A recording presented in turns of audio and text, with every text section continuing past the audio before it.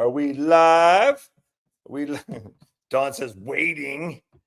Why does it seem like so low? We up? Can y'all hear me? Check, check. Check one, check one. Check two, check two. Check three. Okay, why is it? Here, okay, good. No, can I get rid of this? I don't want to hide the panel. What the hell's going on here, man? I want that. I want that. Just want to get the friggin'. There you go. Don't want that. Don't. Okay. Comments. $10 says a kid picks his nose. Loud and clear, says Paul Francis. I was like, okay, gotcha. I'm just looking at it. It kind of changes around this sidebar a little bit. I don't know what else is going on. It did. $20 says he eats it. What are they talking about? You got touchdown Teddy there. X has experienced issue with live stream and post. If you can't find your live in X, you can manually post it by following our guide. Okay. Appreciate that. There we go. Am I not on X or what?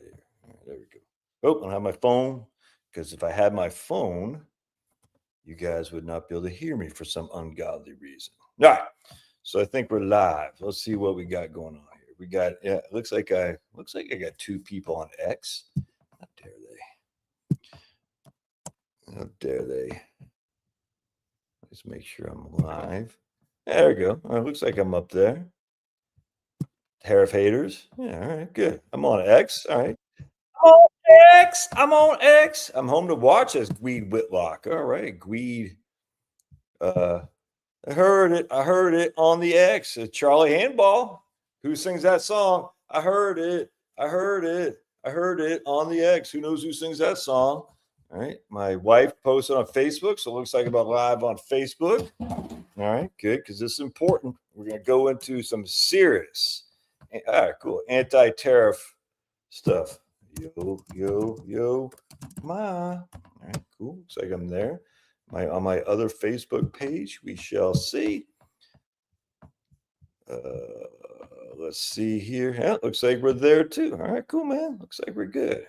Hey, it's all going according to plan. Look at that. Your old buddy Josh. Yo. Wow, see if I saw that. All right. I did, all right.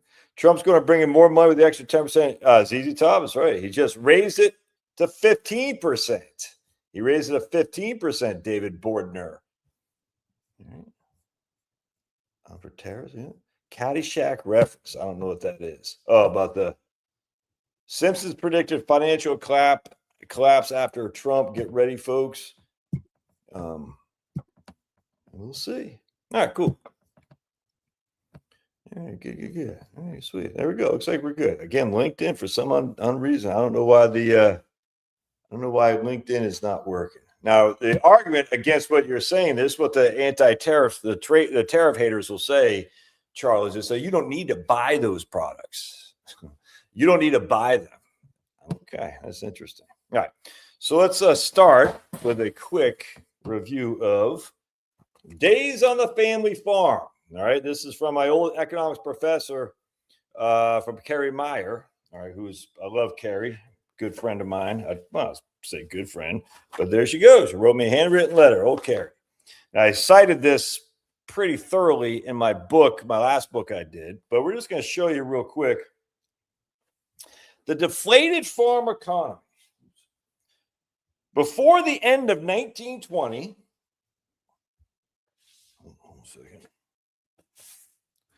the long period of rising farm incomes and farmland values came to an abrupt end.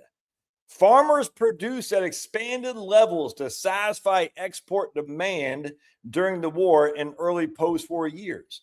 But when demand for exports dropped off, farm prices collapsed amid surplus production. And who is pushing them to expand? Anyone want to take a guess? Who is pushing them to expand? All right. So basically what's going on is we didn't have enough food to satisfy the European campaign that we got into because of Woodrow Wilson, such a scumbag. And so the government said, hey, you should expand production to not only feed Americans and our military personnel, but also Europeans as well. They said, we'll do that. And they took on debt. Interesting. Farm prices in 1921 to continue to plunge. In December 1923, hogs were sold for less than $7 per hundredweight. In 1929, they sold at let's see, I got my eyes, need my eyes here. All right, there we go. Hogs that were sold for less than $7 per hundredweight in 1921 sold for $20 per hundredweight in 1919. 1919, they sold for 20. 1921, they sold for 66% less than that. Hay was selling at $20 a ton in Rockford, down from $30 a ton just as shortly after the war.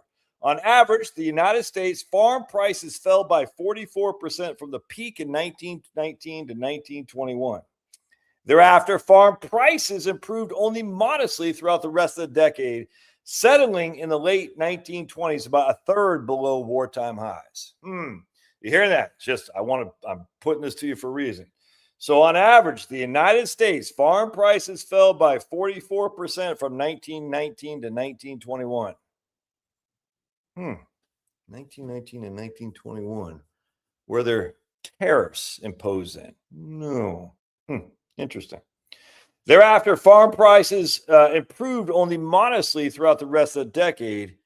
And when was a massive tariff initiated? The 40 tariff, in 1922.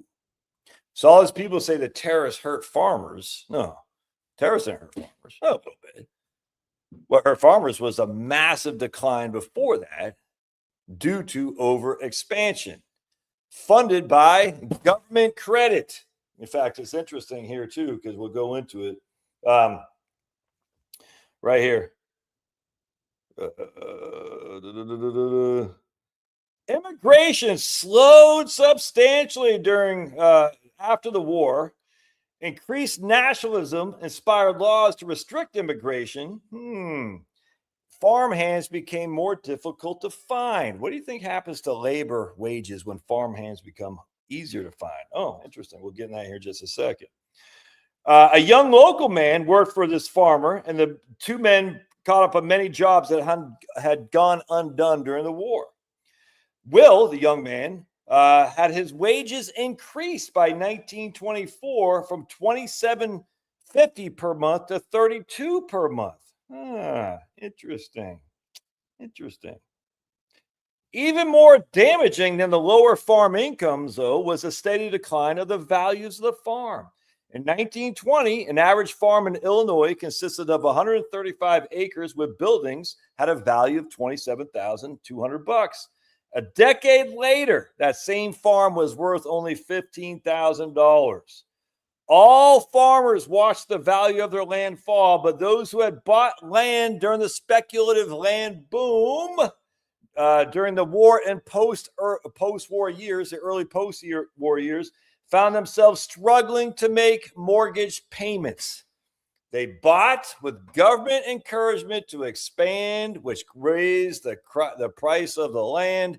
They initiated installment loans. The whole point about this is I'm going to show you how tariffs had nothing to do with the Great Depression in the United States. Nothing to do with it. Absolutely. They started installment loans. The government promoted farming to expand. So they expanded by taking on debt. And lo and behold, once the production was valued less because the prices fell, because Europeans were actually growing their own wheat and crops, all of a sudden out of nowhere, they could not make the cost. They could not produce to make the cost. Very interesting. Farm foreclosures during the 1930 to 1920 period averaged only 3.2 per 1,000 farms. But during the Depression of 1920 and 21, 453,000 farmers lost, about 7% of all farms, well above a doubling. Many more lost their farms before the decade ended. Those farms with hogs, corns, wheat, and cotton, whose production had expanded substantially during the war, were the hardest hit across the United States. And young farmers were the most affected. This guy right here, Fred Davis, bought 40 acres with buildings for $12,000 in February 1919. Factory wages for a year's work in 1919 were about $1,000. Guess what? He paid. Right here. He forgot. He went and he expanded, but I'll be right here. He paid off his debt because he never forgot that land prices could fall. So he didn't lose his land, but other people had a more bitter lesson. They borrowed, and yet the land was going down by 25%. Oh, so remember we talked about labor. They could not get immigrants in there. Interesting. So now we're going to go into this book right here, and this is what the big pro-tariff people use is, what's his name? Douglas Irwin's book, and we're going to talk about this because we're going to talk about right here. Yeah. So basically, the wages went up because the restrictions on immigrants went down. Just fact. Wages went up, restrictions on immigrants went down. And this is Carrie Meyer, a friend of mine who's a professor. I don't know if she's still at George Mason. Very pro-immigration, I'm sure, but this is exactly what happened. So then we go back to the pro-tariff guy, or the anti-tariff guy, Douglas Irwin, in his book, Clashing Over Commerce. Well, all the economists say this is proof that tariffs don't work. I'm like, did you actually read this? Because if you did, you'd realize you're freaking full of crap. Anyway, so let's see right here. The most underrated international factor behind America's industrialization was the work done by unskilled immigrants in the manufacturing industries. The influx of unskilled immigrants transformed the workforce between 1880 and 1920. Immigrants and their children were willing to accept lower wages than native-born citizens. And they comprised about half the workforce of manufacturing in 1920. Are you hearing that? Right there. Immigrants and their children were willing to accept lower wages than native-born citizens. And by 1920, they comprised half of the workforce. Thankfully, Silent Cal said, no, we're going to put a moratorium on immigration. And what did Silent Cal do before that? Oh, he also put what? A massive tariff. He signed a massive tariff because Silent Calvin Coolidge believed in the tariff. In fact, I'll be right back. Hold on a sec.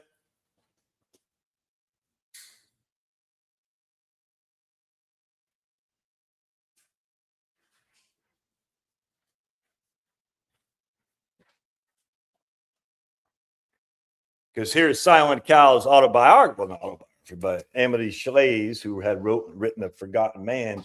And Silent Cal is a fan of the tariff because he saw what the tariffs did to protect his own parents' business in Vermont when he was growing up.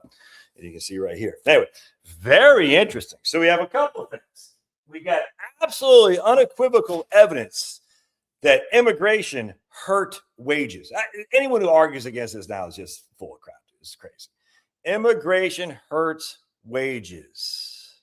When you have more immigration, you have less wages, more profit margins for the capitalist or any business owner, frankly. It doesn't matter. What does that do? Does that profit margin transform as the old days of more consumption, that they're going to now go to another store and spend money on that new set of clothes and stuff? No. The evidence about the wealthy not consuming to the extent that the lower and middle classes do is such that they save it. I hate to say hoarding it because it sounds, freaking disingenuous. And I don't mean that.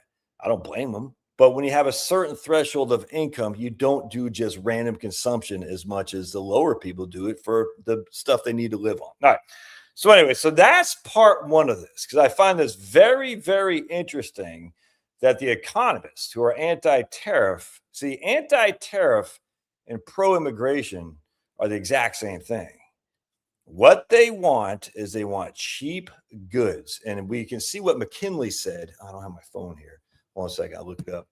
What did McKinley say about cheap goods? All right. Hold on a second. Rock. I'll show you because this is very interesting. McKinley on cheap goods. Find it. Nope. I can't find that, but I'll find it here. Hold on just a second. All right. Yeah, here we go. McKinley. I'll show you. So remember this President McKinley. All right. McKinley said right here, cheap merchandise means cheap men, and cheap men mean a cheap country. Unequivocally. You want to pay people crap wages, you're going to get ultimately cheap merchandise, which leads to crap men, which leads to a cheap country. 100%. McKinley, big tariff guy. Yep. All right. So then on top of that, we go over here to this guy right here. 1 second, I can find it. This guy right here. This is a free trade economist from England. Shorter hours of labor do not and cannot compensate to a nation for increased cost of production or diminished output. The shorter hours of labor protect the working man, and that is a direct repudiation of free trade. Shorter hours of labor do not compensate a nation for the increased cost of production, which is a direct repudiation of free trade. Very interesting. So basically what our guy is saying there, that's a big economic free trader in the late 1800s in England. So he's saying, because he did not like the idea of the Factory Act as being legislated in England to basically keep children from working 18-hour days in factories. Crazy, freaking crazy. Just so the corporatist or the capitalist at that point could have a profit margin. They said if you reduce the labor of our labor source, we're going to reduce the profit margin from 10 to 8. Oh my goodness. And so that guy right there said, no, man, we can't. That's a repudiation of free trade. We got to let people, free agents is what they call them, work.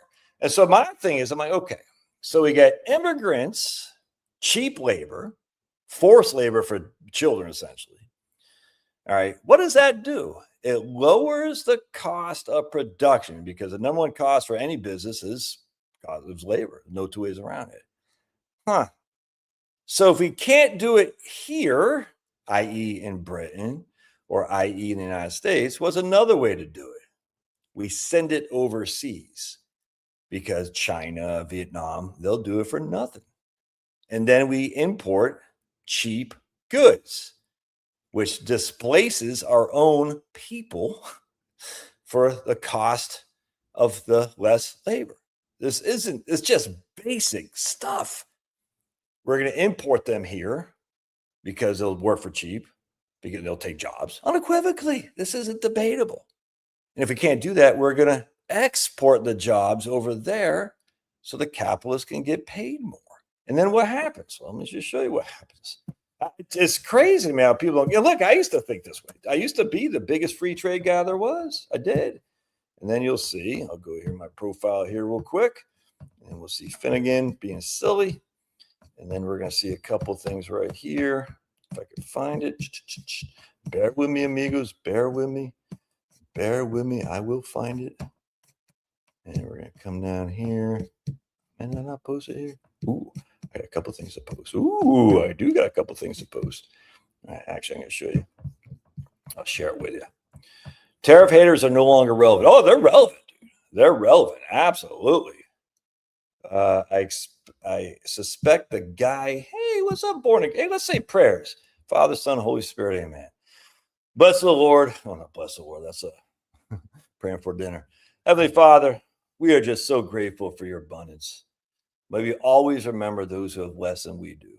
Always provide. You give to us. May we remember this with your abundance and do well by them.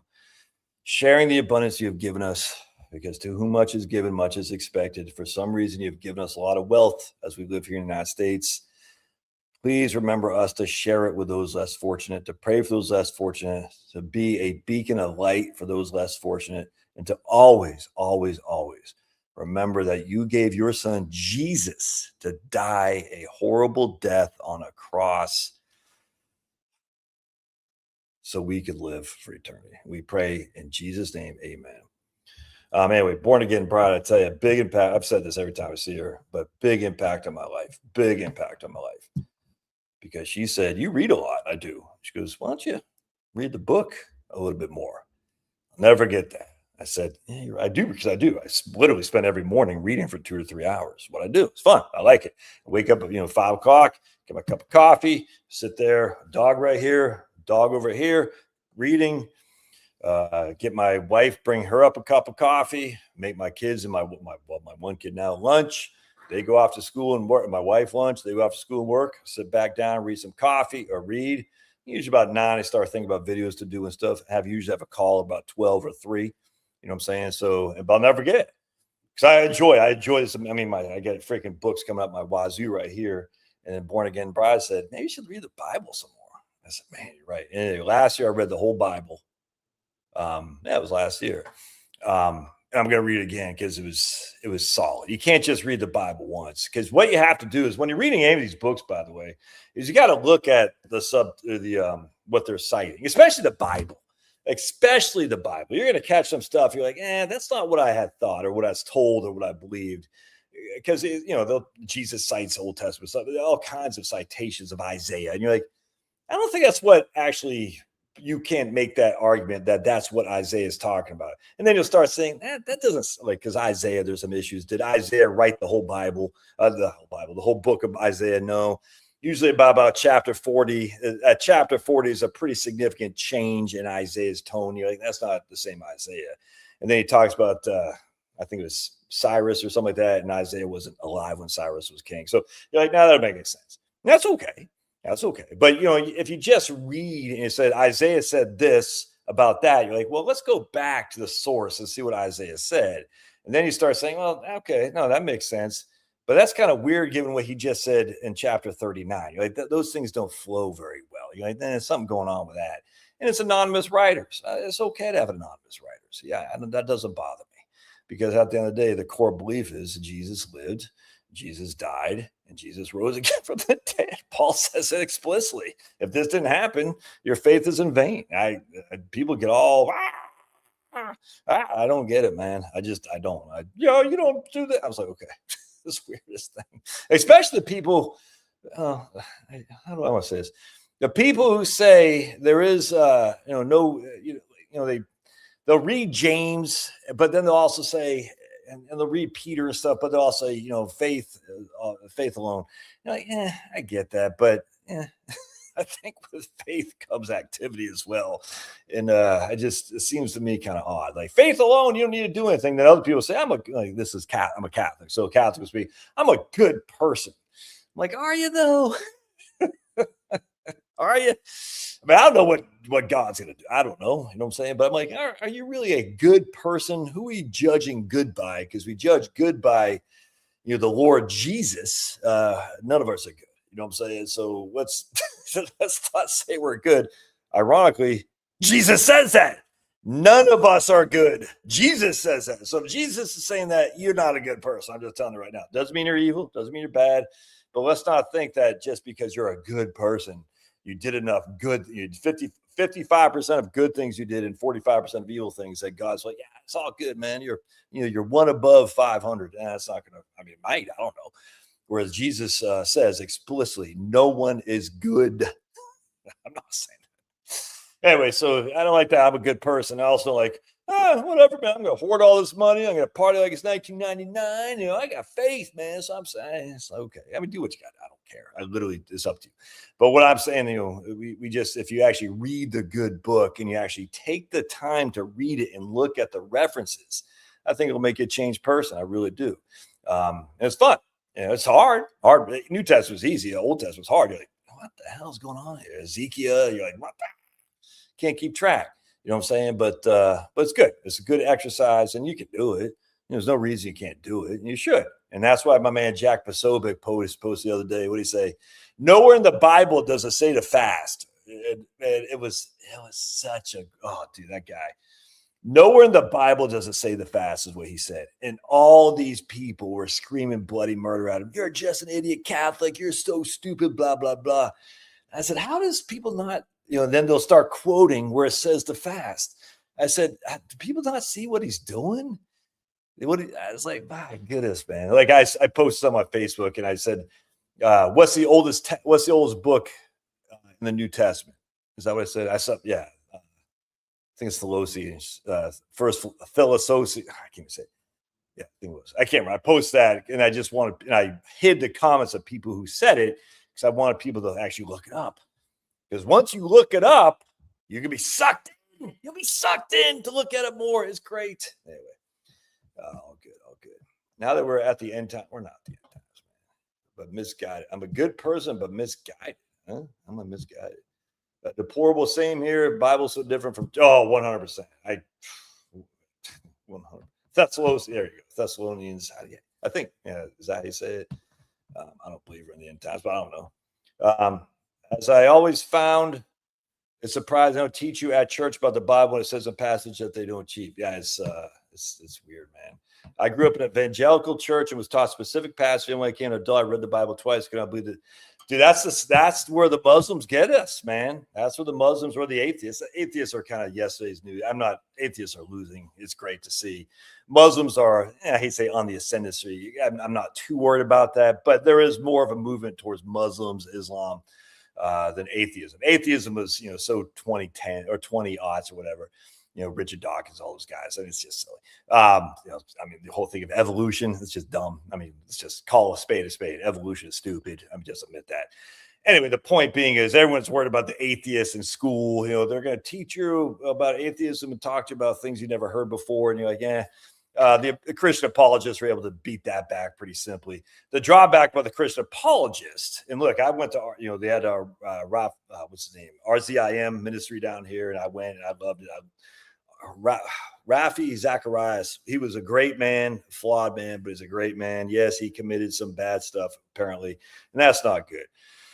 But he brought me to a different understanding of faith as his Catholic, and I very much got a lot out of him, flaws and all. Imagine that, a Christian with flaws. Who'd have thought? Anyway, David had flaws. Anyway, the point, I guess David wasn't a Christian, but you get what I'm saying. Paul.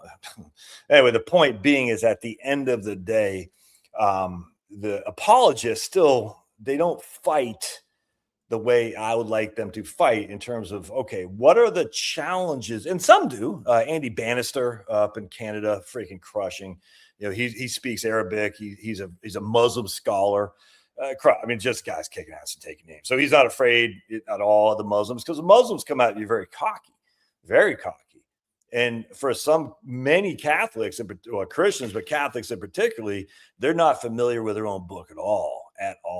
And they'll just use them. It's in the Bible, so it must be true. I was like, well, is it,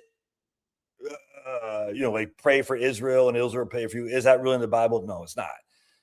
Oh, so the minute they're called out, like, it's not the Bible. You see what I'm saying? Like, okay, well, and then there's like all of a sudden they start having challenges to their faith, because they didn't really have, the only faith they had was in the words of what other people told them. They didn't have a real faith in terms of commitment to understanding what those words were. And again, the word isn't God. The word is the Bible.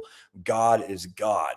You see what I'm saying? So at the end of the day, you say, I have a relationship with God based on what the words of the Bible say, but based on my own unique personal relationship with him. And as such, I'm familiar with the words that are uttered in, this is not the Bible, in the Bible, and I'm able to defend it. An apologist is defense. All right. That's what an apologist is. And as such, I'm not worried that a cocky Muslim would come up and say stuff that before I was ignorant of about my own book, because Muslims are good at that and they're cocky. More power to them. And you got to fight back with cockiness and kind. You see what I'm saying? And the funny thing is, when you start fighting back Muslims, they'll back up. It's not like any bully. And I got no call them Muslims. I got some Muslim clients, not many. Got some Jew clients, not many. But they'll back up, because they're going to engage. They're looking, it's just like any guy, a thief of any sort, and they're trying to thieve your soul. That's what they're trying to do. Atheists are trying to thieve your soul. What does a thief do? A thief looks at the path of least resistance. The minute you throw up a strong defense, either with firearms in terms of someone's going to rob your house, you got guns, you got dogs, you're prepared, they're going to walk away. They don't want that. You see what I'm saying? A thief isn't stupid. So a thief for your soul is the path of least resistance. So Muslims going to come up to you screaming, that they know your faith better than you, and a lot of them probably do, to be perfectly honest with you. And you'll be intimidated. And next thing you know, you're like, okay, that makes sense. I never heard that.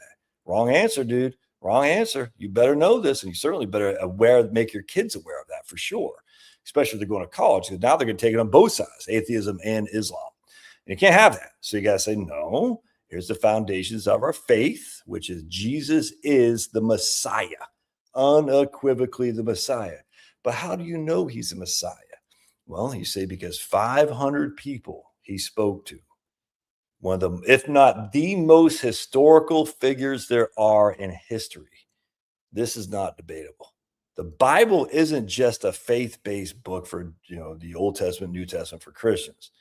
The Bible is historical narrative of things that actually happened. One of the most historically accurate books of all time. Don't be afraid of it. Don't be intimidated by it. And certainly defend it, because the thieves are out to get you. Ultimately, Satan is the biggest thief of them all. And if you're not prepared, you're going to lose. Let's not lose. And you can have arguments. I argue with Jill all the time. I don't see it the way she does. And she says to me, you're crazy. You don't get it. I don't get the way you view it. I view Jesus as sitting at the right hand of God, unequivocally. Died, suffered, died, buried for our sins, came again the third day in fulfillment of the scriptures, talked to 500 people, and the Holy Spirit visited me personally in my brain, and will never be shaken about the Holy Spirit. Do I think the Holy Spirit is actually God? No. But I think the Holy Spirit was sent by God to say, hey, Josh, it's all good, man. It's all good. Just have faith. And that was the most humbling, the best experience I could have ever possibly had at the time I needed it most. God sent his Holy Spirit to give me hope. He didn't say it's all going to be good. He didn't say you're going to be wealthy. He didn't say you're going to marry a hot chick. He just said it's going to be okay. And I said, man, God loves me. That's all I need. If God loves me, of all the stuff I've done, who the hell am I not to love myself? All right, let's keep going on tariff stuff. Anyway, God bless, because God is crushing up there. And what about tariffs in the Bible? That's a good question, man. Tariffs? Yeah, I don't know. I'm not sure. We're going to ban this guy. I hate when people tell me what to do on my channel. One of my pet peeves. Stick to blah, blah, blah. I hate that crap. Atheists seem to follow the moral teachings of the Bible.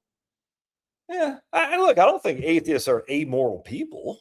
Inherently, obviously, communists and stuff. I get. I'm reading right now about the Spanish Civil War and what's happening during the 1930s. Pretty evil stuff. No deny that. I don't think just because you're atheist, you're an amoral person. I just don't. I say, well, where's your morality come from? Well, where's it come from? It's just in you innately. I don't buy that. I just don't. To ban that guy. All right, so good. Inefficient. I do want to talk about that. But now we're going to talk about inefficiency. All right, because that's a good one, my man. All right, so if you post, I need to stick to something, I'm going to ban it because that's stupid. Do your own video. I don't care. If you're new here, you shouldn't be commenting. If you're new here, you shouldn't tell me what to do anyway. I want to go on your channel and tell you what to do. I just don't. I just leave. And by all means, make yourself scarce. You don't have to announce it. It's okay. No one cares. We're not an airline. We're getting ready to leave to Boston. No one cares. So just leave. All right. Atheism, religion too. Oh yeah, 100%, man. It's a faith that there is no God. Without question. Without question. All right, so let's talk about inefficient right here. So I want to talk about inefficient because my man Douglas. That's what I was going to say. I got a couple of things here.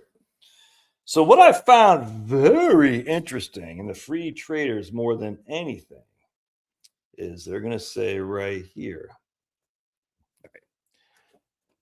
This is so funny, dude. So in let me just set the stage. In 1890, all right, there's a big issue with the bimetal gold and silver. All right, so the farmers, the people out west wanted silver to be a currency along the lines of gold. They wanted silver to be able to be, basically, they wanted the government to issue paper backed by silver, similar to backed by gold. And the government kind of did that under the Sherman Silver Act of 1890, I think is what it was. I can't remember. Anyway, so the government kind of did that, which had a small inflation of the currency. Want to just expand the money supply. They literally said, if you have these dollars issued by the federal government, you can come exchange them for silver or gold at our choosing. Well, what people did is they said, we don't believe that you're going to stay on a bimetal monetary supply. So I'm going to take my dollar bill and exchange it for gold. All right. And then in the latter part of the 1890s, Europe was Russia had a massive drought. Hundreds of thousands of people died under the wheat drought. Barings Bank, one of the biggest investment banks in England, went kaput. Essentially, they got bailed out because they had loaned so much money to Argentina, just so much money that when Argentina couldn't pay the bills, it was just a basic speculative bubble, like always happens. The Barings banks had no money. And so anyway, long story short, we had a major depression going on in Europe at that point. In fact, this book right here talks about it quite a bit. So this is the depression of the 1890s by a guy named Charles Hoffman, who had written that book in 1955. Anyway, so what happened was you had this massive depression starting in Europe because of droughts, because of over speculation in terms of Argentina, other things as well. Some in the United States, but not nearly as badly. And what happened was, of course, then the gold started falling. And on top of that, the run of gold out of the United States back into the foreign markets happened, which made our own gold supply we fell way below what we felt comfortable in terms of the amount of gold we had, which what does that do? Contracts the monetary supply. What happens to the monetary supply contractions? Well, that is deflationary. No two ways around it. Contract the monetary supply, deflationary. That's what it was. And so we had all these farmers and all this, like we talked about with this book right here. Farmers had debts and people had debts based on a contracting monetary supply, which makes the debts worth more, i.e. more harder to pay. And so what they wanted is they wanted inflation in the currency so they could essentially help get out from under their debts and increase the price of goods. Because deflation, what does deflation do? It decreases the price of goods. So they want a silver currency along with gold, essentially. And they kind of got it a little bit, not as much as they wanted, but they got some.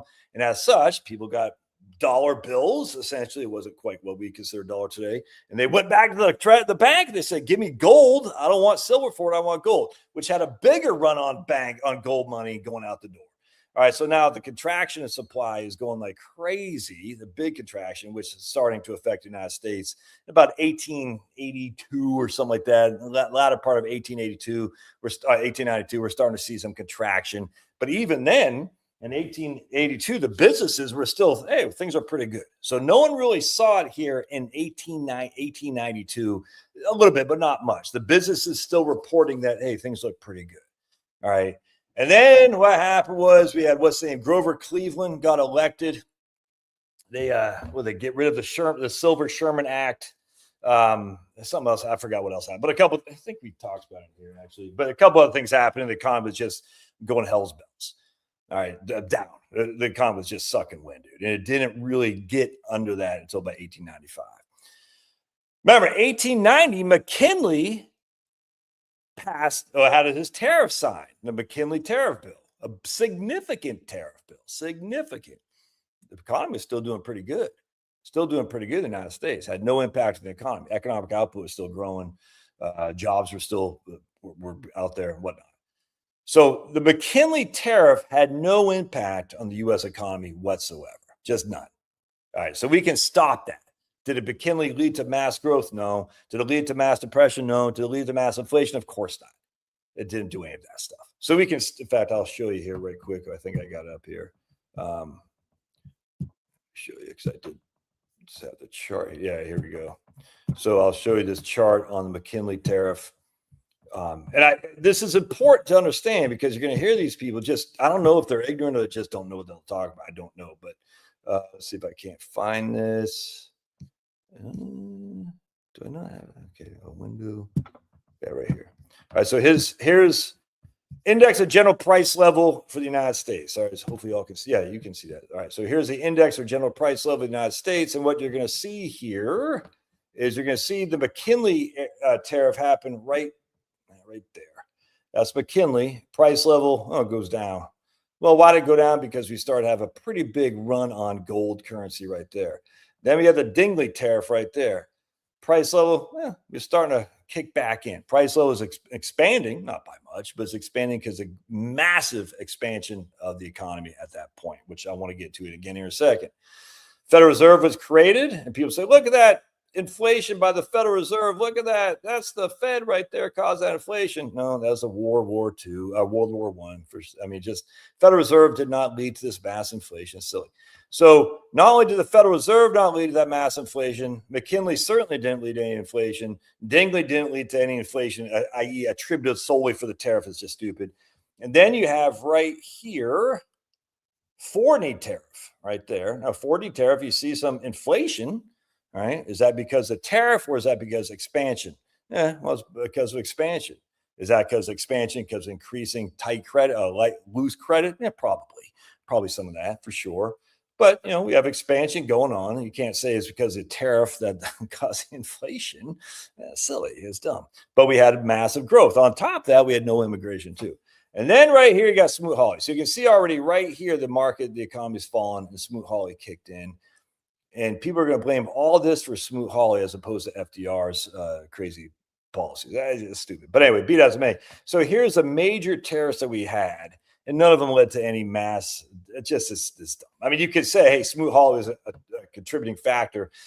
There's other books that would say differently, other things. Even freaking what's his name, Milton Friedman said the biggest thing that caused the Great Depression was a contraction of the monetary supply, just like what happened here. What happened in the 1890s, a contraction of the monetary supply. Oh, by the way, one of the reasons we see inflation here, they had a big increase in monetary supply with gold in South Africa and Australia. They found massive amounts of gold in South Africa and Australia right here, which increased the monetary supply. So a declining of the monetary supply, an increase in the monetary supply, a massive contraction of the monetary supply right there.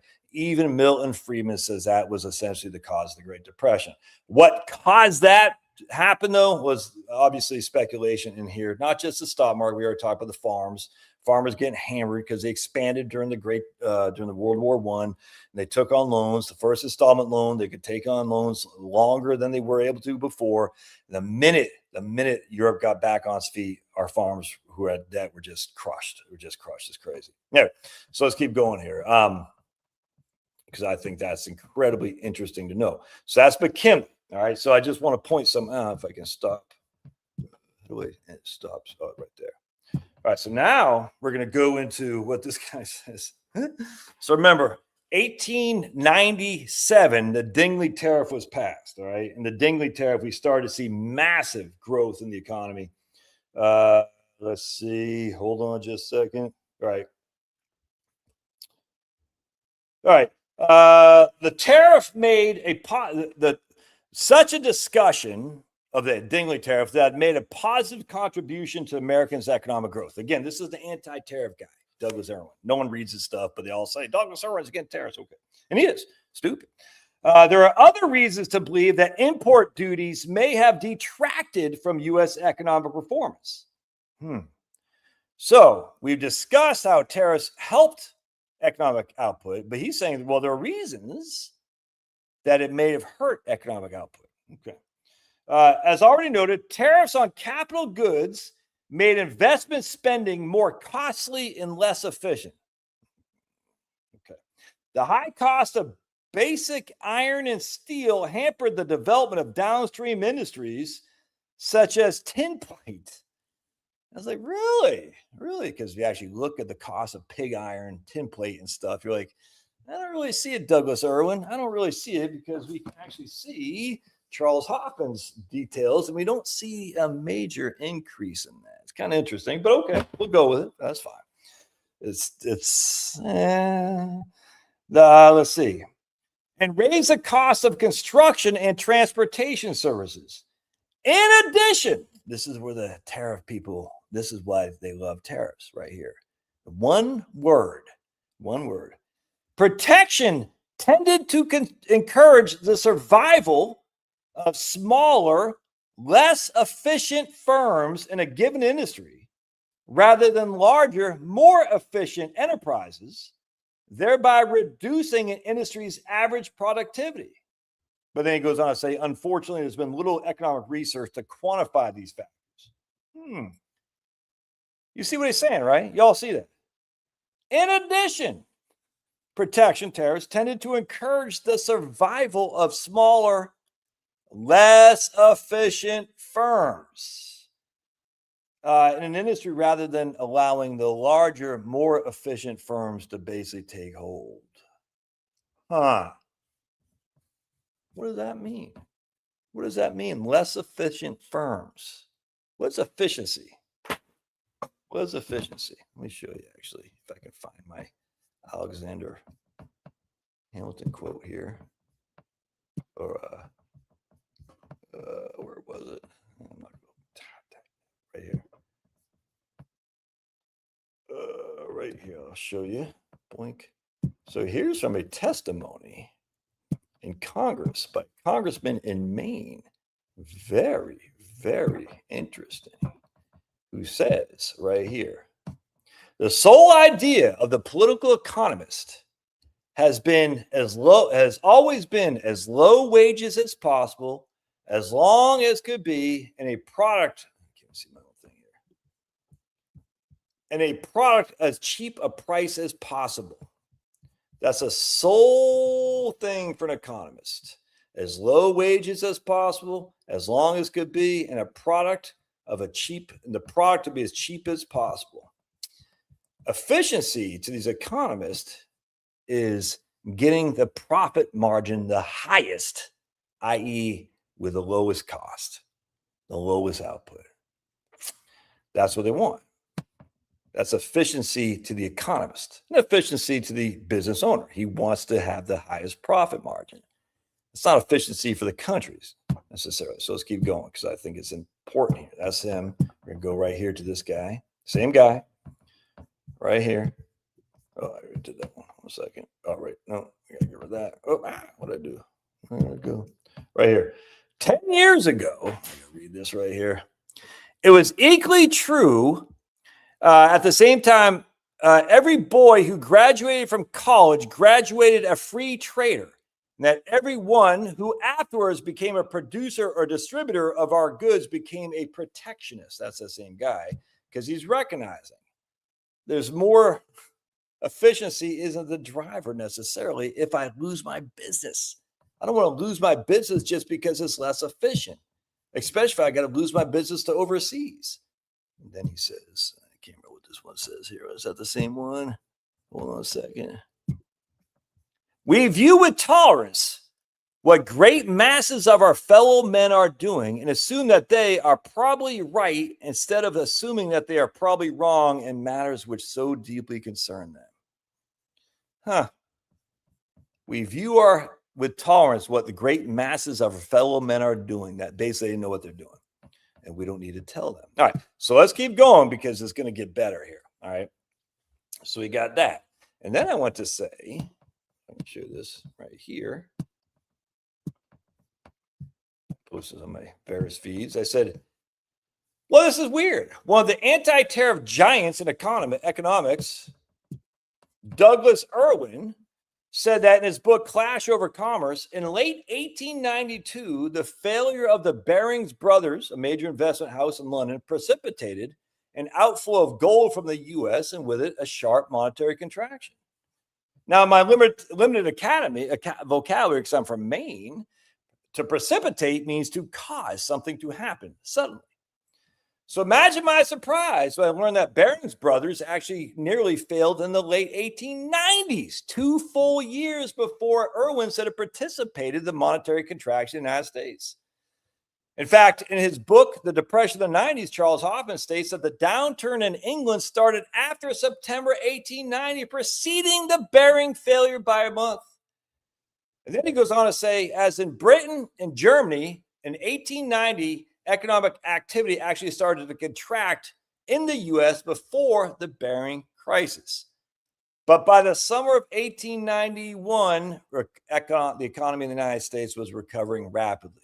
What happened in 1890? The McKinley tariff. By the summer of 1891, economic recovery was happening. Tariff had nothing to do with the downfall. And, could you say it has something to do with the increase? I would say so, but we don't have to. In fact, it wasn't until 1893 that businesses started reporting outflows of gold No more foreign capital came to the United States, and as fast as Europeans can dislodge their holdings in America, they take their money away. Yet Irwin would have us, which led to the Great Contraction of 1893. Yet Irwin would have us believe this was because of the barons falling from 1890. Interesting. That's one of the main economists right now who's anti-tariff that people cite all the time. And I got so much stuff in here. I'm not going to bore you guys right here. I got so much stuff in terms of what he says here. It's crazy about growth. Like, well, I'll give you an example.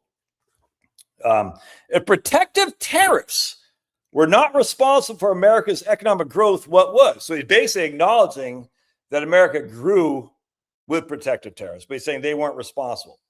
What was? And then he's going to say, this is fun.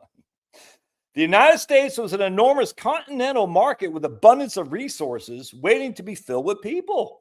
Much of the growth was extensive, adding more labor, cultivating more land, digging more mines. The size and scale of the market, knitted together with railroads and other transportation movements, led to efficient, large-scale businesses. See, these guys love the large businesses, don't they? Organizational structures that encourage industry specialization ensured robust domestic competition. All right, so what's happening here? These anti-tariff people love oligarchies and monopolies. They do. This is what's called economies of scale in economics. They love when big, efficient businesses can the trust that we used to have can regulate the hell out of their freaking counterparts, their competition, and be efficient by having the cheapest labor cost possible. That's what they love because it's efficiency. It's profitable. And unfortunately, the monetarists of Milton Friedman, of Robert Bork, they jumped on board and they say a corporation's number one goal is to increase the wealth of its shareholders. And we've been following that ever since basically after World War II. We've been following that whole thing. Say the wealth of the shareholders. What's the biggest way you reduce the wealth of your shareholders? You reduce labor costs. How do people not see this? I didn't. You reduce labor costs. What's the biggest way you reduce labor costs? You either get immigrants coming in or you ship your labor out overseas. Or you have cheap imports coming in. One of those two things. Anyway, I thought it was funny because I said, wait a second. So because they have a big, abundant land, that led to a massive increase in prosperity, which we overtook England because England went full free trade and we didn't. Then I said, well, what was responsible for the U.S. growth was our massive land? Well, how do you explain Singapore, Taiwan, Hong Kong?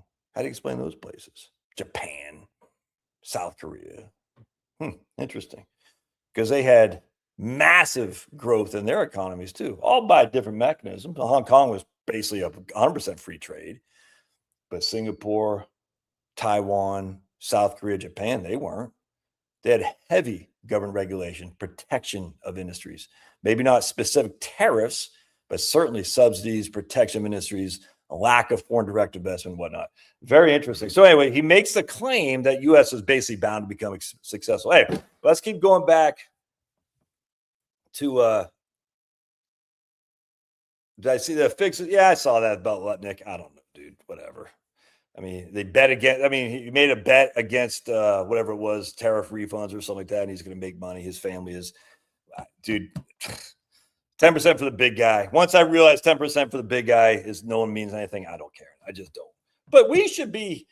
We should be more accountable. The Republicans have always been more accountable. That's why they ran Richard Nixon out while freaking Ted Kennedy, by the way, who was literally working with the commies when Reagan took office. Nothing ever happened to that guy. Never mind, killed a lady.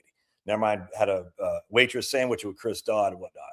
They freaking ran Nixon out of the office all deliberately, and yet Ted Kennedy, Chris Dodd, never mind Clinton, never mind Obama, never mind Biden. So I don't care anymore. That's one of those things. But Trump, yeah, okay. Wake me when 10% for the big guys investigated. And we know for a fact Joe Biden wanted the prosecution to stop in Ukraine because they were getting rich off it. Everybody knows it's not debatable. All right, so let's keep going because there's a couple other things I was thinking about. I wanted to talk to you guys about. A great book on all this in terms of the Bad Samaritans. I read this book by Ha-Joon Chang, and just freaking, right here. Oh, that's one thing. Oh, man, I got so much I want to say. David Ricardo, the guy who started the whole thing of free trade with comparative advantage. His theory is for those who accept the status quo, but not for those who want to change it. So if you're accepting the status quo, i.e., the rich countries are rich, the poor countries are poor, and that's the way it should be, you love comparative advantage. Just like the United States said, we're not going to accept the status quo of the UK being dominant. We're going to put massive tariffs on imports, and guess what happened? Well, let's go into what happened, because this is great, dude. My man's crushing here. Oh my goodness. Oh my goodness, this guy's crushing. Oops. Oh, there's a great book on this too. That this is old. Anytime it's anything pro-tariff, you got to go back, because now economists are too afraid to say tariffs are good. The only economists that say are Marxists, and I'm not a Marxist, so stupid. But sadly, it's almost like if you challenge Einstein, or if you challenge climate change or something like that, you're never going to get a job. So the tariff made plain: 7 short conversations that bring out both sides, by a guy named Albert Clark. This is from the U.S. Industrial Commission, 1898 to 1902. So anyway, this is a great. I haven't read the whole thing yet, but it's very interesting. Again, this is going back in time. But we're going to read a little bit of this right here, the congressional record. Right here. Oh man, this is fantastic. So this is that guy I just talked about, Thomas. I forgot his name. The guy from Maine. All right, so watch this. Oh man, oh, he kills us. He is so good. All right here. During the period of growth, which lifted us, the United States, from a position so low that we had human slavery within our borders, to our present condition of freedom and prosperity. This is written is given congressional testimony in 1894. We struggled through a dreadful war which desolated one half of the country and so strained the resources of the other half, both in money and men, that its impressed today is visible every year on our tremendous pension roll, i.e., how many war soldiers there were. In spite of these misfortunes, not only have we studied the country east of the Mississippi all over with mills and workshops, factories and furnaces, covered it with railroads, exploited the oil and gas fields, let's see. We have built 4 great transcontinental lines across the Rocky Mountains and have driven the great American desert off the maps and off the face of the earth. Nor have we in any way exhausted the future. The country is 10 times more capable today of further development than it was in 1860. Let me state one little item, example of 1,000. Only last year at Rumford, Maine, my own state, we brought under harness waterfalls which will give to the production energies of this country 40,000 horses every single day. You hear that? We brought under harness waterfalls, which will give us 40,000 horsepower we have access to every day. Interesting. So that's pretty good. But here, let's check this out.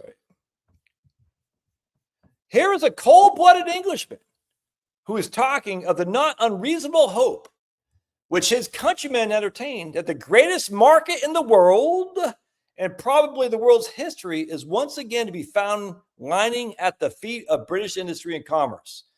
American has for many years enjoyed an amazing degree of prosperity, so much so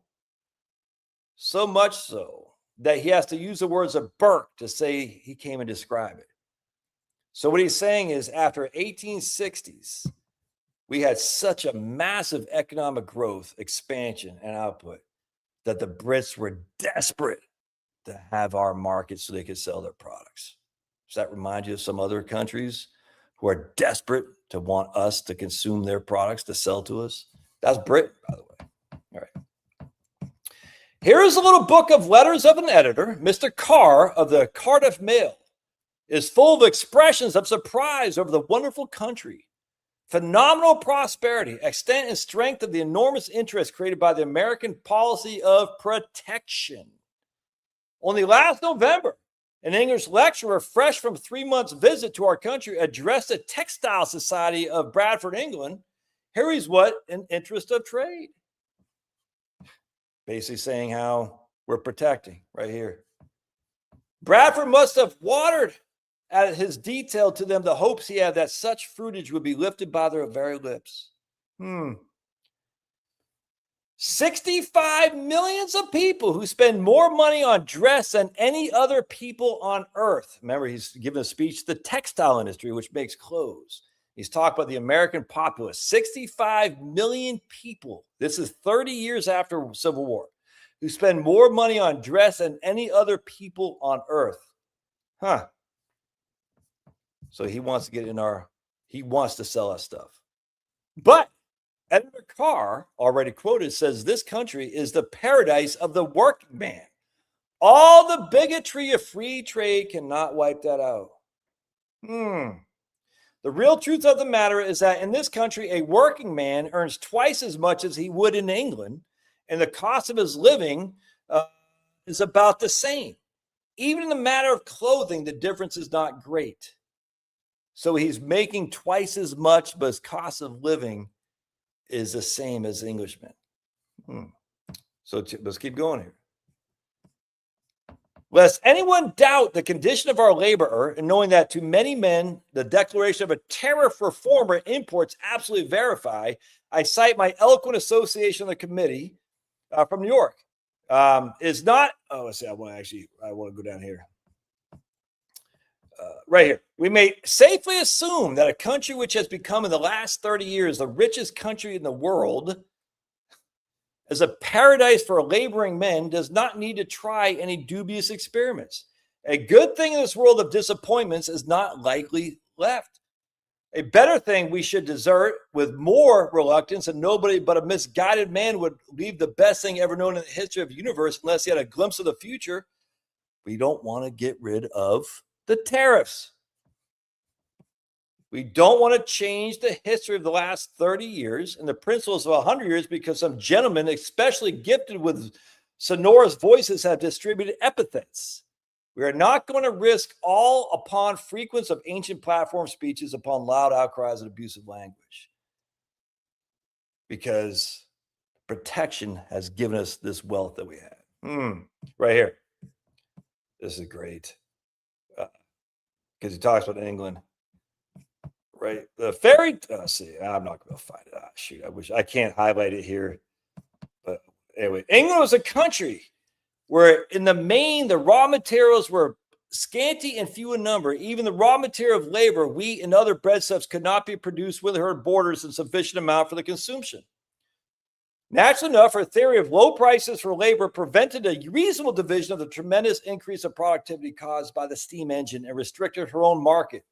And in 1840, she found herself in manufacturers entirely ahead of her consumption. Her manufacturers had grown out of proportion and could no longer subsist on English patronage alone, which is why they got rid of tariffs.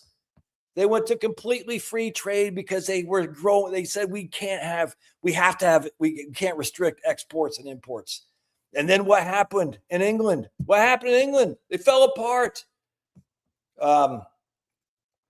Right here. I'm not going to find it. It was great. He has a thing on here where he just talked about England, how much I'll look at it later, but he talks about how much England, when they got rid of free trade, tariffs, how they couldn't keep up with the United States. And then we put massive tariffs on and we just blew them out of the water. It's freaking fantastic. It makes me so happy because they don't know what they're doing. And we go, but that's not it. Oh, I forgot. I got to show you this too. Oh, this is crazy. All right. So right here, my formerly alcohol-stained fingers is an article in 1941 from Paul Samuelson. What? Paul Samuelson. Check this out. What does Paul Samuelson say? Paul Samuelson is probably one of the major economists of the last century. I can't stand the guy, but everyone knows Paul Samuelson. Second, only a political appeal to the argument that tariffs increase employment is the popular notion that the standard of living of the American worker must be protected against the ruinous competition of cheap foreign labor. You hear that? The popular notion that the standard of living of the American worker must be protected against the ruinous competition of cheap foreign labor. Equally prevalent abroad is his counterpart that European industry cannot compete with a technically superior American system of production. Again and again, economists have tried to show the fallaciousness of this argument. This professor, for example, is famous for it. But right here, let's see. As one professor classifies the argument that wages might suffer from international trade among those that do not merit serious discussion. An equalization of wages comes about only if labor is mobile. So basically what he's saying, this professor is saying, you would not have wages suffering if everyone stayed at home. But the mobilization of labor, which we have either through our shipping our labor overseas or importing our labor, wages suffer. There's no two ways around this. I don't know how anyone can deny that. In fact, we got this article right here, which talks about it. If I can find it, blink. Oh man, where'd it go? I guess I'm not gonna find it. I thought I had it up there. Maybe not. Anyways, why the hell did I have that article? I don't know where I highlighted it. I got it. No, I just got it up here. Hold on a second. We're gonna find it. We'll find it. Says it. Nope. Nope. Nope. Nope. Nope. Oh man, what the hell did I do with it? What did I do with the article? Anyway, so the lady who talked about that said, this is huge. This is Paul Samuelson saying wages suffer due to international trade. The effect of trade upon relative factor prices. Where the hell did I find? Hold on a second. I got to find this article. It's making me mad. Oh, right here. Yeah, here it is right here. Oh, sweet. How come I couldn't get that to you guys? Do I know it? Gotta share. Share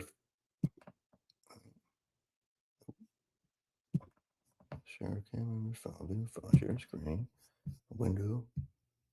Oh yeah, right here. Is this it? Oh. Yeah, here we go. Can y'all see that? Yeah, there you go. All right, sweet. So this is the article right here. Rachel McCulloch revisiting this 1941 from Samuelson. And she writes in 2005. She says right here, thus begins Samuelson's analysis of the effect of protection on real wages, a landmark contribution to the modern theory of international trade. The central result, now known as the Stolper-Samuelson theorem, is that international trade necessarily lowers the real wage of the scarce factor expressed in terms of any good. The paper signals a transition in the debate among international economists concerning the welfare consequences of free trade, from largely verbal reasoning that toward the use of formal general equilibrium models, derived as a simple framework of two homogeneous factors, each freely mobile between two domestic industries. The theorem is striking because it demonstrates a productive factor's ability to relocate from an import competing to an export industry does not prevent a loss in real income due to expanded trade. Moreover, it shows that sharp redistributive consequences of trade do not depend on taxes or expenditures. Earlier analysis of the effect of free trade on real wages had emphasized the implications of trade for productive efficiency. See, there's that word again, efficiency. Dude, we just been lied to, man. We just been lied to about this crap. Efficiency isn't the number one priority. And we haven't got to protection about what Adam Smith says about protection. When it comes to consumption or protection for national defense, protection of national defense always comes first. And I gotta see if I can't find a couple other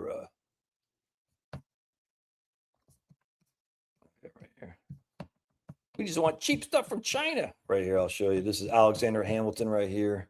We want cheap stuff from China. We're libertarians. We want to have sex, smoke dope, don't pay taxes, and have abortions.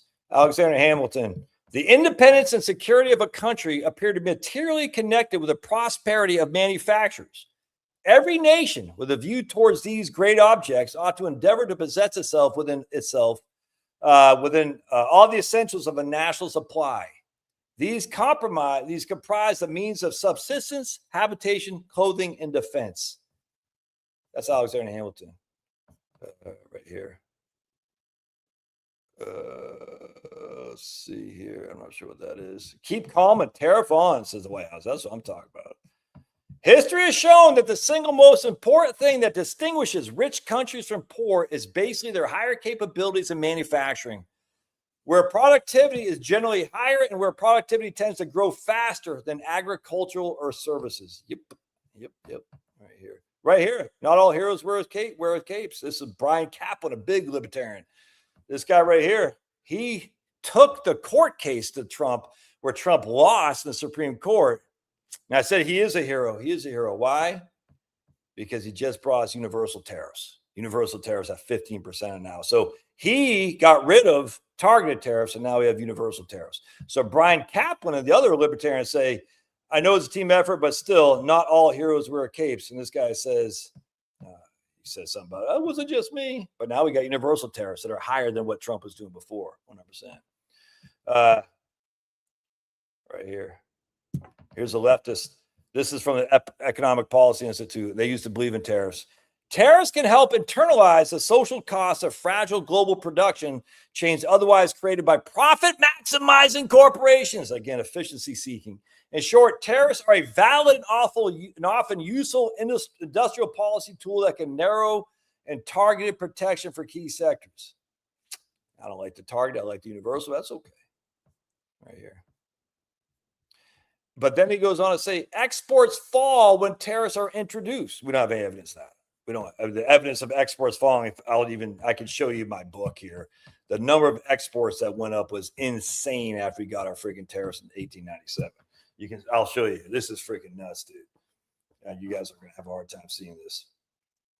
The amount of exports relative to imports after we put massive tariffs in the 1890s, it's going to be hard for you to see. But if you look at this right here, let's see if I can. The excess of exports over imports right there. Here's 1890 before tariffs. Here's 1900 after massive tariffs.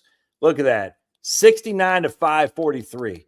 That's how much exports grew after the massive tariffs of the 1890s. 69 to 543. And interestingly enough, our imports still grew. Our imports still grew quite significantly, actually. But our exports grew so much more. It's crazy. Crazy. So the idea that exports go down when you put tariffs on is just freaking stupid. Now, again, I would never say it can't happen, but the idea that does it, like the sun rises in the east, it's just dumb, man. Come on, these people are so freaking dumb. I hate it. Everybody keep going here. Right here. This is my man Thomas Reed. This is what I was looking for. I should have just looked at this to begin with. Wife has TV volume up, Korean TV. All right, so right here. I'm probably not saying anything impactful to you, but I'm saying for me. The history of protection has been most remarkable. 50 years ago, the question seemed to be closed. Great Britain had adopted free trade. The United States has started in the same direction, and the whole world seemed about to follow. Today, the entire situation is reversed. The whole civilized world, except Great Britain, has become protectionist. In the very last year past, which has witnessed the desertion of English principles by the last English colony, which has held out. This has been done in defiance of every political economist in England who wrote prior to 1850, and most of them who have written since. That's my man Thomas Reed, congressional record right there. 10 years ago is equally true. A tone at the same time that, I already talked about that one right there. Trump raises global tariff to 15%. Yeah. Oh, by the way, Tariff impact on consumer prices 2025. Core good prices rose about a percentage point in 2025. But import prices were up nearly 10%, including tariff-related costs. So import prices were up because of tariffs? Is that what this is from Morningstar? Is that what they're trying to say? Interesting, because if you actually look at the cost of it, the price increases on tariff goods versus non-tariff goods, the non-tariff goods went up more. All right. That means U.S. businesses has been footing almost all of the tariff bills. Not only did Morningstar say that, but so did freaking the guy from the Pete Peter Institute, Adam Posen, the racist Adam Posen, and the Lazard Asset Management. They said the exact same thing. U.S. businesses have been footing almost all the tariff bills, not consumers. Now, I would even argue about U.S. businesses, but we can go with that. Anyway, so there. Oh, by the way, this is Finney. That's a fake AI of Finney. Isn't that crazy? That's fake. I took a picture of Finney, I put it in AI, and they came up with this. Yeah, just like do this. Nuts. Anyway, the point being is, do not be intimidated by the anti-tariff people. Evidence unequivocally is on your side. That is, if you just look at our Adam Smith, just look at David Ricardo, the guy who said comparative advantage. Just read what he said. Read what he said about comparative advantage, because that's what everybody uses. Comparative advantage. That's the whole premise of free trade. But if you read what these people say, that is not what's happening now. Read what Paul Samuelson said in 1941. See the history of the huge increase in output from tariffs. We even got in 1922 tariff, and the massive increase in productivity. And then we have huge manufacturing numbers that just came in the last 2 months, 3-4 months, something like that. Productivity is up. Productivity is up. It's crazy, man. There's absolutely no reason to hide behind being ashamed of being pro-tariff. It's not. At the end of the day, what it comes down to is absolutely national security. And that's what I always say to these anti-tariff people. I said, well, what if China refuses to trade with us in terms of mineral, magnets, steel, aluminum, all this? What if they just refuse? How do we get by? Because what Andrew Carnegie said, do I have his quotes up here? Oh, I do. Yes, I do. Check this out. Andrew Carnegie said this in the 1800s. No one desires the closing of our ports as a country is prospering too well to welcome any changes. But it's well for us to know and for other nations to understand that it would only be disturbing and inconvenient, not serious, nor in any way dangerous to the life and prosperity of this country at all. Conversely, let's see, that's what Andrew Carnegie says. Even if every port of the United States are blockaded today and remain so for 10 years, the people of the United States would suffer only some inconveniences and disturbances in prices. Disturbances in prices. That's it, man. We would not suffer under the tariffs that we had in the 1890s. We would suffer horribly now under the free trade we have now. Remember, no country ever got rich on services. None did. None did. They'll always say Singapore, Switzerland. Per capita manufacturing for Switzerland and Singapore is through the roof. Ireland's through the roof. No country ever got rich off services. They just didn't. They got rich off building things. Laughing because they want to front the bill for everyone else. Yeah. Let's see, who's this guy? Who's saying the rest of the world's laugh? Who is this guy? Arvin from Virginia Tech. We spent so much more due to convenience. Online shopping to your door in a couple of days, fly anywhere quicker than driving, food delivered 100% money.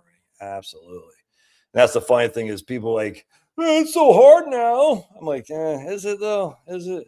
I mean, some is. Dude. And then when clowns like this guy say everyone's laughing at us, who cares what everyone's doing? I mean, we are the envy of the world, everyone wants to trade with us because we have the biggest purchasing power, just like what the congressman was saying over about 125 years ago. Britain wanted to sell stuff to us because we had the base of consumption. We've always been consumers. We've always had a better standard of living than these other countries for the last 150 years. Britain wanted to sell stuff to us, and they were going to do what we said. And we put mass tariffs on, and we overtook Britain just like that. And Britain's never been the same. Never been the same. They've always been redhead stepchild to us. Sucks to be them. Now they're probably Muslim. I don't know. Sucks to be you guys. I mean, you guys did it yourself, man. That's all there is to it. Stupid. But at the end of the day, China wants to sell to who? The richest country in the world, which is us. So China might be laughing at us. Okay. They can laugh all the way to bankruptcy. I don't care. Yeah. It might make it a little bit less convenient. Might make it a little bit more expensive if we have to provide for ourselves. Self-sufficiency can be more expensive. You know what else would be a hell of a lot more expensive than that? Is relying on countries that want to do you in. Or even worse, relying on corporations that want to do you in because they're like, we don't want to pay labor. Now, we want to be as efficient as possible. We're not going to pay labor. We're going to send everybody to China, send everybody to Vietnam or AI.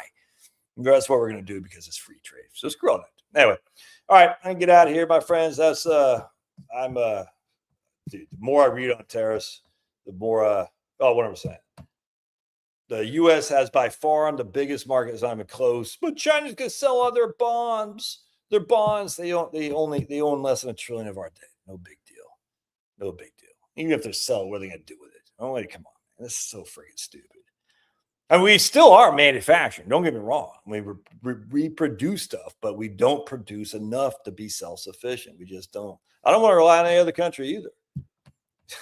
China is replacing our market with BRICS is dying about pulverizer. BRICS is dying. First of all, South Africa, come on. So we got Brazil, Russia, India, China, South Africa. South Africa, okay, good luck with that. Russia wants to get back in our currency. It's just, come on, man. This is silly. Yeah, the global South is poor as crap. They don't always have to be. Oh, he's definitely, dude, 100%. Guarantee. Got my detector on. Anyone who's got that kind of like, I'm a tough guy and America sucks. He's freaking, let's just put it this way. He didn't like the ladies, if you know what I'm saying. Oh my goodness, China just got rid of all their bonds. The bond market must have tanked. Oh, looked at the 10-year treasury. Oh, it didn't tank. Oh my goodness. Common sense coming every now and then. Common sense always kind of a negative guy. All right, see you, Ted. The Chinese got rid of all their bonds. No. Oh my goodness. And what happened? Oh, nothing. Because they didn't own many to begin with. Kind of crazy. In fact, they bought some of our currencies instead. I did check it out. Do you think it means anything? Show me where it means anything. Show me. Because if they got rid of all of our bonds and the bond prices went up and the yields are down, that inherently shows you it didn't mean anything. How do people not see this? If you sell all of your stocks, common sense, it's not going to affect anything in the markets because the market is so much bigger than you. The U.S. government debt market is so much bigger than China. It matters not at all. It doesn't matter. We own our own debt. We, United States taxpayers, own our own debt. We receive the interest income off that debt. We pay tax on an interest income. We consume that interest income. We use some of that interest income to buy more bonds. This is how it works. The dollar's tanking. Dude, sometimes this feels like I'm dealing with infants. Let's just look at this. Let's just kill this first of all.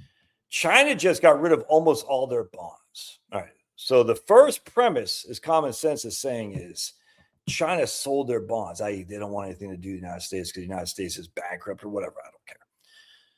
Well, my first thing is I would say if they got rid of all their bonds, well, first, there's always got to be a buyer on the sell. There's always got to be two sides of trade. All right. So if China got rid of their bonds, they had to get rid of them to somebody else. Did somebody else pay higher or a lower price for that? Well, we can see in the yields of the government debt, the yields have gone down, which means the price has gone up. All right.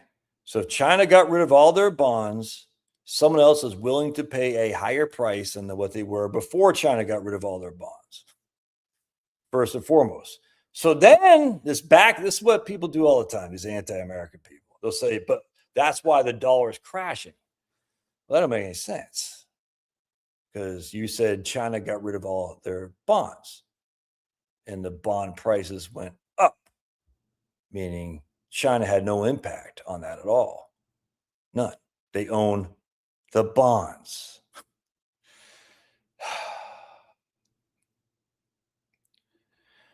I'm embarrassed, man. This is common sense. Got rid of all his stocks. The stock market didn't do anything. I know, but look at the price of his house. Huh? Does that have to do anything? That's something completely separate. By the way, why is a dollar? Why? I'm just trying to think here. If we're trying to promote exports and limit imports, what does one thing we want to do? We want to do one thing other than put tariffs on. Tariffs limit imports. What's another way to promote exports? Who wants to take a guess on one way to promote exports?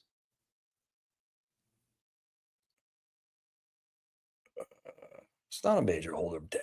It's just not. I mean, it's got a little bit, but in terms of major relative to what? It's just not. Yeah, but they still got debt. So if you want to increase exports and decrease imports, you put tariffs on, which will stop the imports. You weaken the currency. Exactly. You weaken the currency. It's 100% what you do, because it makes it cheaper for foreigners to buy your goods. Now, one of the things we've gotten away with for since basically Carter is we've exported our inflation with a strong currency. All right. So other countries have had to eat up our inflation. I don't think anyone would deny that, which is one of the reasons we've had huge trade deficits. And again, trade deficits come in two things: you have goods and services. Our trade services we have a trade balance or a surplus in services. Who gives a crap about services? But we have massive trade deficits in goods. Goods are things we make. Services are things we sell. I'm going to sell you financial advice. Who gives a crap? I mean, software is probably even a service. Whatever. Goods are what we make. Again, goods. No country got rich off exporting services. It just didn't happen. So anyway, at the end of the day, you freaking reduce the value of your dollar in order to what? To make your goods cheaper in foreign countries. That makes them more expensive here. No two ways around it. But if you're talking about national defense, you're going to ask your countrymen, you're going to have less cheap stuff coming in, because it's going to be more expensive, because we've weakened the dollar deliberately, so that way they have cheaper goods to buy from us. And our consumers or our workers then make a higher wage, which they can turn around and use to go to the local store, buy beef, all this stuff. Reduce the 100%, man. If they got rid of, well, the funny thing is in fact, I don't have it. I was just reading this the other day. Maybe I do have it in here. That's gonna be hard to find. But damn, I'm not gonna find it. The GDP came in lower than anticipated because the massive reduction in government employees, the massive reduction in government expenditures. It's funny, all these libertarians out there screaming bloody murder. Trump's tariffs are hurting the GDP. If you actually just looked at private, non-government related, the GDP looks great. But the government restricted their spending significantly and got rid of a lot of employees. A massive, I think we have less employees. We have as few employees now as like 1966 or something. Don't quote me on that. But anyway, so the point being is all these idiots, the GDP is way low. Well, why? Well, government expenditures and less government employees. That's a bad thing. Come on, what is it here? I mean, we want less government or we want more government? If we want more government, that'll help GDP. If we want less government, that'll take initial hurt to GDP, but you'll have more private business. Because you guys always want to say the government spends, crowds out private investment. So if government spending hurts GDP because government spending crowds out private investment, which is supposedly more efficient, then reducing government spending should be a huge boon for the long run because it stops us crowding out. I don't buy this crowding out thing for 2 seconds flat, but yeah, it's a good point, Marie. Government was closed for over 40 days too. I didn't buy beef for 40 pounds. I just so now you're just being idiotic, dude. U.S. manufacturers. See, this is just stupid. I comment we're being stupid now. You've been around. I'm not going to ban you, but this is just a stupid argument. Just don't be stupid. I hate this stuff. The U.S. manufactures very little. It's just not true. It's just not true. Stop. We don't manufacture enough of the things we need for self-sufficiency, but we certainly manufacture a lot. This is just idiotic. Come on. I just come on, man. Yeah, what's this guy saying? I just bought freaking 50 pounds of chicken and beef from local farmers, grass-fed, no antibiotics, all grass-fed. New York strips, chicken breast for $700 for 50 pounds of chicken and beef. And New York strip and ground beef is what, $9 a pound? It's not $30 a pound. It's just not. Stop. Government spending fuels private sector. Yeah, I think that's true. 100%. I just find it funny, Wellington, that all these libertarians like, oh, GDP's down. Like, why? Well, government spending, which supposedly crowds out private sector, took it on the chin. Thus, GDP is less. Private sector didn't pick up for it, but the private sector had a good quarter, without question. It's just they're fake. They're fake. I mean, again, libertarians all they want. I just read. I didn't know. Well, I can't say it here because people say, you're this. Let's just put it this way. Murray Rothbard is a lot more based than I thought, if you know what I'm saying. And who's the other guys? Murray Rothbard and some other guys. I said, damn, I didn't know that. Two of these major libertarians, and they, of course, since got banned from polite society because of neocons. We'll just use neocons. Did not like Murray Rothbard. Who's the other guy? I was stunned. I was like, damn, for real? I couldn't believe it. So that's freaking fantastic. Let's just put it this way. They're not inclined to just go to wars over other countries, if that makes sense. Yeah, I'm not going to find it. Damn. I was like, damn. Let's see if I can't find it. Nope.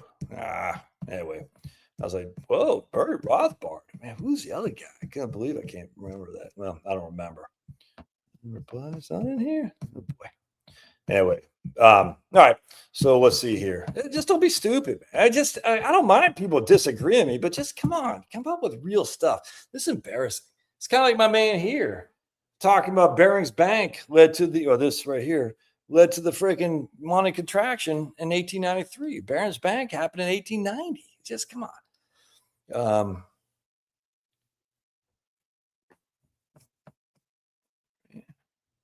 Losertarians don't 100%, man. What's your deal? Well, I mean, we're giggity. Hey, we're on giggity. What's your deal? You need to get out Aldi and get some of that 85-15 grass. Yeah, look at that. In fact, I just read that Costco still, and HEB is among the lowest cost for supermarkets out there. HEB. What's your background, Wellington? Because you and I have a lot of similarities. Coke used to be... Dude, I was just watching correlation because these libertarians are saying what were they saying about something correlation, causation, correlation, and causation. I said that's like Homer. Remember when Lisa sold Homer the rock to keep the tigers away? And Lisa's like, yeah, this rock. That's like you saying this rock keeps tigers away. And Homer's like, really? He goes, yeah, I got this rock. There's no tigers. And Homer's like, that's interesting. Lisa, I'd like to buy your rock to keep the tigers away. It's awesome. I was like, come on. Oh, man. It's awesome. We are debating Josh. Wellington is an AI fool? AI bot? I don't think so. think Wellington's an AI bot. He's always here talking. Why say that, Paul Browser? Why you say Wellington's an AI bot? I don't get it. Why will the Democrats retake Congress? Because of a great economy? Do people not know how elections work? Now you're starting to sound like common sense. Come on. Come on. Cantillon. I'm not a big fan of Cantillon effect. I get my man, what's his name? Uneducated economist. I just say. Democrats probably will take over, but well-deserved due to incompetent government. Yeah. Why would I don't get what he's saying? I mean, am I spending a lot of time in the basement? Is everything okay? Are you a lady or are you a man? I'll tell you, because you're a lady. I'll say, no, everything's not okay. You want to come over?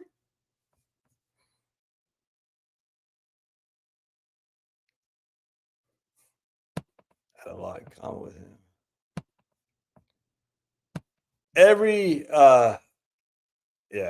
Dude, I loved Simon, that Uneducated Economist, when I first came. I don't hate him or anything like that.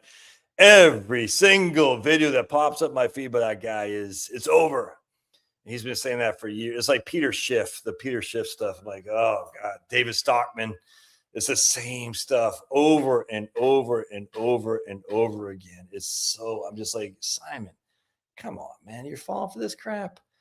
Come on. He's like, well, I see the lumber prices in my Astoria, Oregon lumber mill. And I know. I was like, fine. You were saying that 5 years ago. I expect you to say I'm not AI.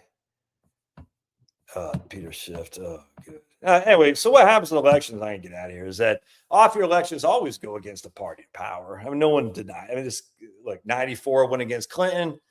2010 went against Obama. 2014 went against Obama. 98, Clinton won more than he thought they would. 98, they picked up a couple seats, but the Republicans still had big majorities in the House and the Senate. Thus, that's what led to a balanced budget. Balanced budget's not all that in a bag of chips. I'm just telling you right now, don't be so entranced on this balanced budget. Silly. It's what's got Republicans. Balanced budgets it's hate to say it. If you think balanced budgets are the way to go, you're just wrong, unequivocally. So anyway, so we had 82, Reagan got smoked in 82. 1990, I think Bush got smoked because we had that. Yeah, they did. That's when they first started coming around about health insurance, because a guy in Pennsylvania, I think was it Lowell Weicker? It wasn't him, but Dick Thornburg used to be governor or attorney general of Pennsylvania. He was a favorite to win and he lost. It wasn't Weicker. He was in Connecticut. I'm almost positive. Anyway, and he lost because the other guy was running on health care. And that's what made Clinton stick it in the Democratic primary and was able to win in 92, because they thought George H.W. Bush was going to win easily because he had such high approval ratings after the first Iraq War. And so anyway, so what happened was they had the and so that guy, I don't know exactly what happened in 1990. I was kind of before my time. I was still in the Army. But then in Clinton won, going away in 92, the Democrats trounced. I still got a Washington Post headline from that. It's horrible. The year of the woman, Patty Murray, a mob in tennis shoes. 1992, she won in Washington and she's still there. And 94, they got bounced. 96, Clinton won again. I don't think much changed in Congress. 98, not much change in Congress. 2002, well, that was after the Iraq War, during the midst of the Iraq War. So that's when James Carville put that bag over his head because the Democrats lost. He said, I can't believe it. But that was kind of like a support for the Iraq War, which I was fully in agreement of, for sure. Unfortunately, I'm an idiot. 2006, Bush got trounced. I don't think the Democrats took the House in 2006. Maybe they did, but that's a harbinger, whatever it was, for 2008. Anyway, 2010, 2014, 2018, Trump did good in the Senate. I mean, we got 2 seats. We took 4 incumbent senators out. That had never happened since FDR, but we lost the House. 2022, Biden did better than expected. So anyway, if you just go back in time, and actually going back to 1892 or 1890, where I just talk about the Democrats won like 147 seats. It was crazy. So, yeah, no, we don't want balanced budgets, man. Yeah, I do think that's a good Arkin. Our favorite guy who likes guys. I do think you're not in the middle. Come on, it's okay to be left. I'd love to get a John Silber type Democrat. I'd vote for him over freaking John Silber, something like that. Freaking economically conservative, economically liberal, and culturally conservative. I'd take that, but I do worry the Democrats are going to get a big margin. I think that's a distinct possibility. And that's going to suck donkey balls. But, they've had 2 years. They couldn't get crap done. Ironically, they were able to get the beautiful bill passed. Well, now they just couldn't get nothing done. So Republicans suck, dude. Let's just put it this way. I'm not anymore going to vote for the Republican just because he has an R behind his name. I'm just not going to do that anymore. If the guy is an American first populist, I'm not voting for him. I just won't. I will go third party. If the third party is a populist party or whatever, Buchananite party. I was a Buchananite in 1992. I did not vote for George Bush. I don't think I did. I think I voted for Perot. I can't remember. I did go to the Republican convention in Richmond, Virginia, for the state of Virginia. I think that's when George Allen won. So it's supporting. Yeah, no, that was in 93. I did go to the Republican. We had a thing. And it sucked to see Clinton win, but I think I voted for. I know I voted for. I know I was a Buchananite in the primary, but I don't think the primary came to Virginia. I think Buchanan had already endorsed Bush. I think I did vote for Perot though, and then in 1996, I voted for Harry Brown. I didn't vote for Bob Dole. 2000 and 2004, like an idiot, I supported heavily George W. Bush. This freaking scumbag. All those Bush. At least George H.W. Bush was a patriot. He got shot over the Pacific. But George W. Bush, yeah, he served, and he just, what a freaking clown. And then his stupid daughter is like giving promotions to Planned Parenthood. They all suck donkey balls, dude. Yeah, we'll never get a balanced budget. Yeah, they're going to go to Indiana. But it's just like San Francisco losing the 49ers or the Redskins losing to the Landover, Maryland. Yeah, they're going to go after Trump like crazy. And, hopefully Trump will get even more serious. Thing is, Trump, I think a lot of right-wingers get pissed at Trump because Trump is not a right-winger. Trump is a populist. And I don't think right-wingers are used to a populist. They think, hey, let's pass this government reduction strategy, and that's the neocon stuff. The modern Republican Party, I'm hoping, will be one of that. It's okay to spend money. It is, as long as you're spending money on the right thing. Even George W. Bush kind of said he was going to do that, be a conservative. What do you say? Not compassionate. That's so freaking stupid. But I can't remember what it was, but I don't like the military spending. I'm not going to lie to you. We spend way too much in the military. It's insane. I don't like that at all. We don't need to spend another $500 billion on it. It's crazy. Freaking stupid. I hate that crap. A couple of things I can't stand Trump doing. But, but for me, as a populist, not a Republican, certainly not a neocon, I like what I see. And I just think a lot of typical Republican boomer types, is Israel first and last. It's freaking cut taxes at all times. We cut taxes to the bone, man. It's just, you can't, at some point, you just can't keep cutting taxes because the vast majority of people aren't paying that much of anything in income tax. Got to find other ways to stimulate family formation, and cutting the income tax isn't going to do it. It's just not. So other ways to stimulate family formation is to reward people who have children with massive earned income tax credits. Yeah, Marco Rubio, I agree. I like what he's doing, but I don't trust him. Military spending and research is great for the economy. Not if we're sending it to fight Iran. No, it's not great for the economy if we're sending it to fight Iran. Trump was never a true Republican. No, I get you. We already I would like, if everyone wants, we got to balance the budget or reduce the budget. It's silly. No, we don't. But let's just say we did. Everybody should take one, or I guess what some guy had written, if we just did not give an increase for 2 years, the budget would be under control. I'm not worried about the budget. I'm just not, but other people are. I said, I just don't have any increase. Don't spend anything on NASA. No more NASA. Don't give it any increase to NASA. All the libertarians, but I like space travel. NASA's the biggest clown show in the world, run by a former literal Nazi, just FYI. A literal Nazi. Not a guy in Germany. Not like freaking Rommel. This was a literal Nazi, not a freaking NASA. But we got to increase the budget for NASA, but we got to reduce it for earning of tax credits. Yep, I agree, Trey. 100%, man. Trump is getting stuff done. I agree. He's getting lots of stuff done behind the freaking. That's not, it's not, doesn't take legislation, which is good. All right, get out of here. We're watching this show, The Little Artful Dodger. I can't party at all anymore. I'm not sure I buy Trump as a populist. He talked. Yeah, I kind of agree with that. I think he's. I can agree with that, dude. Look how bad he protects these predicate. I don't know about that, but I can't stand gambling. But I agree with my man Trainer. I forgot your name, brother. Dan, Donnie, Dickie, Dorsey. What else?